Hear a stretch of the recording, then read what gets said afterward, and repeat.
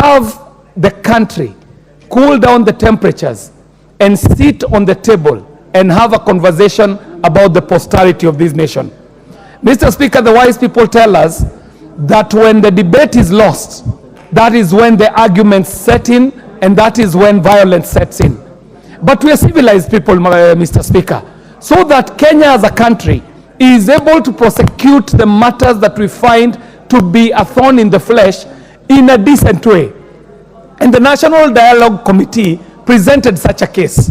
Mr. Speaker, I also have to thank the leadership of the Leader of Majority, the Honorable Ichungwa, and the Leader of the Wiper Party for steering the ship to a stage where we have a report before us and we are able to debate it before this House. Mr. Speaker, one of the biggest achievements of NADCO is placing the problems at the place where they can find solutions. Mr. Speaker, some of the issues that are being discussed at NADCO would not get a solution anywhere else. It could not get a solution in the streets. It could not get a solution in the bars. Some of the issues needed legislative remedies. And the only house tasked with the responsibility of legislation is the House of Parliament.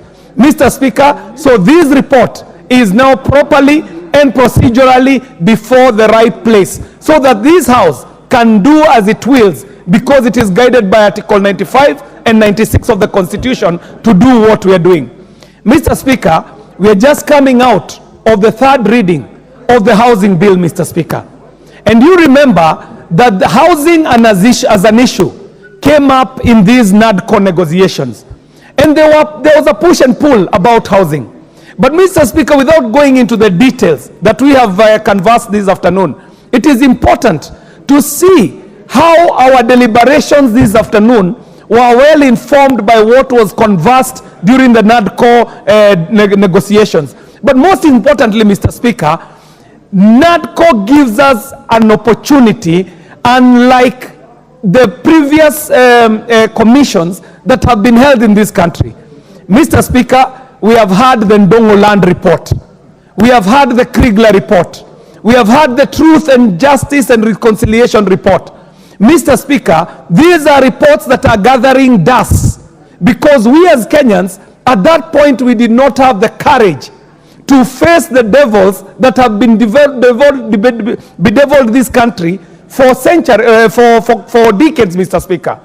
Mr. Speaker, it was during the BBI debate in this House that I said that if we had implemented the Ndongo Land report, if we had implemented the recommendations by Kriegler, if we had implemented the report called the Truth, Justice and Reconciliation report, Mr. Speaker, we would not have needed BBI, because the issues about land that are being canvassed, that had become an historical issue, had been canvassed in the Ndongo Land report.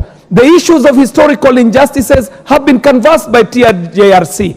The issues about election injustices were in the Kriegler report. So, Mr. Speaker, we as a generation now have an opportunity through this NADCO report to make things right, Mr. Speaker.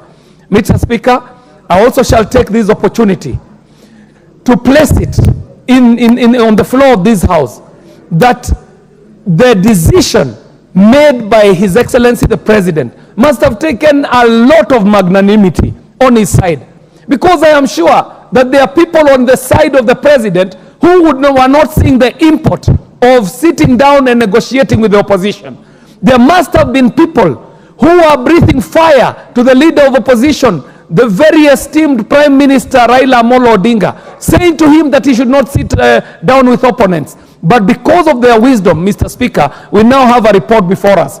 Mr. Speaker, I could not end this debate without putting my voice in support of the candidature for the former Prime Minister of this country, a well-fitting member of this African community.